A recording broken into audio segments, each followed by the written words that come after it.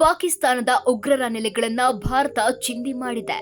Operation ಸಿಂಧೂರ ಭಯೋತ್ಪಾದನೆಯ ಬೆನ್ನು ಮೂಳೆ ಮುರಿದು ಇಡೀ ವಿಶ್ವದ ಗಮನ ಸೆಳೆದಿದೆ. ಆದರೆ ನಾಯಿ ಬಾಲ ಡೊಂಕೆ ಎನ್ನುವಂತೆ ಪಾಕಿಸ್ತಾನಕ್ಕೆ ಮಾತ್ರ ಬುದ್ಧಿ ಬಂದಿಲ್ಲ.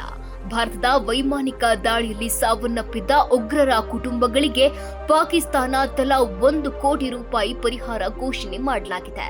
ಇದರೊಂದಿಗೆ ಪಾಕ್ ಪ್ರಧಾನಿ ಶಹಬಾಜ್ ಶರೀಫ್ ಮತ್ತೊಮ್ಮೆ ಉಗ್ರ ಪ್ರೇಮ ಮೆರೆದಿದ್ದಾರೆ. ಜೈಷ್ ಎ ಮೊಹಮ್ಮದ್ ಹೆಡ್ ಕ್ವಾರ್ಟರ್ಸ್ ಮೇಲೆ ಭಾರತ ಏರ್ ಸ್ಟ್ರೈಕ್ ನಡೆಸಿದ್ರಿಂದ 14 ಮಂದಿ ಸಾವನ್ನಪ್ಪಿದ್ರು. ಮೋಸ್ಟ್ ವಾಂಟೆಡ್ ಉಗ್ರ ಮೌಲಾನಾ ಮಸೂದ್ ಅಜರ್ ಕುಟುಂಬದ 14 ಮಂದಿ ಪ್ರಾಣ ಬಿಟ್ಟಿದ್ದಾರೆ.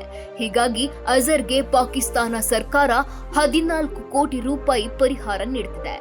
ಮಸೂದ್ ಅಜರ್ ಪ್ರಕಾರ ಆಪರೇಷನ್ ಸಿಂಧೂರ ದಾಳಿಯಲ್ಲಿ ಅವನ ಅಕ್ಕ, ಭಾವ, ಸೋದರಳಿಯ ಮತ್ತು ಆತನ ಹೆಂಡತಿ, ಸೋದರ ಸೊಸೆ ಮತ್ತು 5 ಮಕ್ಕಳು ಮೃತಪಟ್ಟಿದ್ದಾರೆ. ಸದ್ಯ ಕುಟುಂಬದಲ್ಲಿ ಅಜರ್ ಮಾತ್ರ ಉಳಿದಿದ್ದು, ಸರ್ಕಾರ ನೀಡುವ ಪರಿಹಾರ 14 ಕೋಟಿ ಆತನಿಗೆ ಸೇರುವ ಸಾಧ್ಯತೆ ಇದೆ.